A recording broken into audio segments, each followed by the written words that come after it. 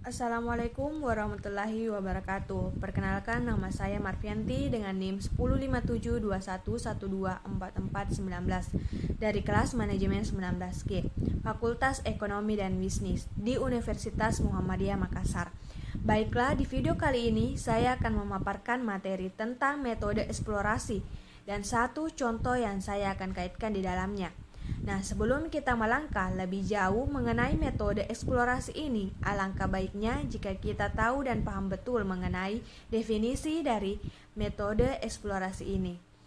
Nah, jadi metode eksplorasi merupakan metode proyeksi kualitatif untuk memperoleh gambaran keadaan yang akan datang dengan mengembangkan informasi yang telah tersedia, meskipun informasi tersebut belum memadai. Informasi tersebut kemudian dikembangkan untuk memperoleh informasi-informasi tambahan dengan menggunakan beberapa metode. Nah, beberapa metode eksplorasi yang digunakan untuk menyusun proyeksi dengan metode eksplorasi yaitu 1. Pengembangan skenario. Metode pengembangan skenario merupakan metode proyeksi yang dilakukan dengan cara mengidentifikasi beberapa keadaan yang mungkin terjadi sebagai akibat adanya kejadian yang lain. Adapun kelebihan dan kekurangannya yaitu kelebihannya mampu mengembangkan proyeksi yang hanya didasarkan pada data yang terbatas. Sedangkan kekurangannya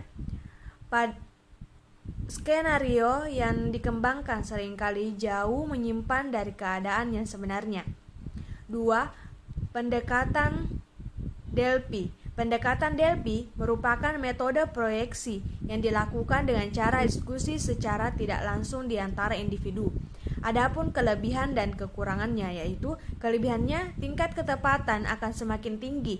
Hal ini karena proses proyeksi melibatkan banyak pihak, sedangkan kekurangannya memerlukan biaya yang mahal karena proses proyeksi ini melibatkan banyak pihak.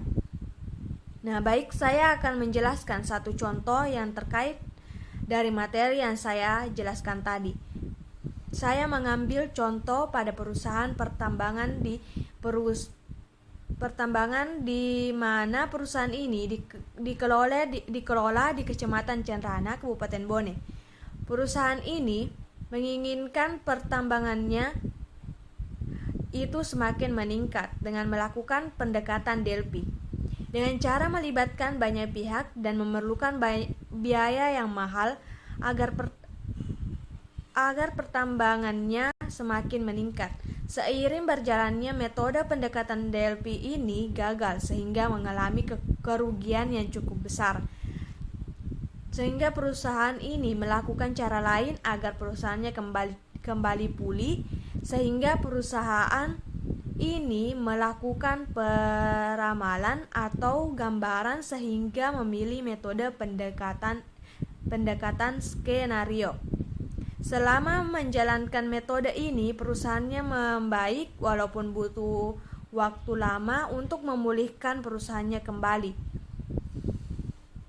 Nah, serangkaian yang saya jelaskan kesimpulannya yaitu metode eksplorasi ini merupakan metode proyeksi kualitatif untuk memperoleh gambaran dengan menggunakan beberapa metode antara lain pengembangan skenario dan pendekatan Delphi. Dua metode ini memiliki kelebihan dan kekurangan, yaitu kelebihannya mampu mengembangkan proyeksi dan proyeksi hanya didasarkan pada data yang terbatas dan tingkat ketepatan dan semakin tinggi karena proses proyeksi melibatkan banyak pihak. Sedangkan kekurangannya dikembangkan seringkali jauh menyimpan dari keadaan sebenarnya dan memerlukan biaya yang mahal karena proses proyeksi ini melibatkan banyak pihak. Sekian penjelasan dari saya, lebih dan kurangnya mohon dimaafkan. Wassalamualaikum warahmatullahi wabarakatuh.